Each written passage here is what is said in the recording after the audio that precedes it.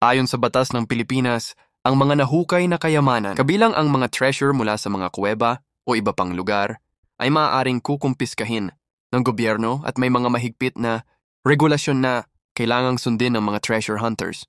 Kapag may natuklasang mahahalagang bagay o kayamanan sa lugar na may permit, kailangang ipagbigay alam ito agad sa DNR-MGB sa loob ng 24 oras. Ang hindi pagsunod dito ay itinuturing na illegal at maaring maging dahilan ng pagkumpiska ng mga nahukay na bagay. Mga pangunahing alituntunin ayon sa DNR Administrative Order No. 2007-34 at iba pang batas.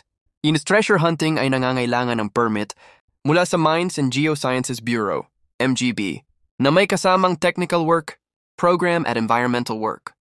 Program na aprobado ng mga autoridad. Ang permit ay para lamang sa eksklusibong paggamit ng permit holder at hindi maaaring ipasa o i-assign sa iba maliban sa mga kaso ng kamatayan o total incapacitation. Ang gobyerno ay may ganap na kontrol at supervision sa lahat ng discovery, recovery, at disposisyon ng mga nakuhang kayamanan upang mapangalagaan ang natural na yaman at kultura ng bansa. Lahat ng karapatan sa dokumentasyon, larawan, at iba pang anyo ng pag-record ng treasure hunting ay pag-aari ng gobyerno. Ang mga lugar na may cultural, archaeological, o historical value ay hindi sakop ng treasure hunting permit, kundi pinangangalagaan ng National Museum at iba pang kaukulang batas.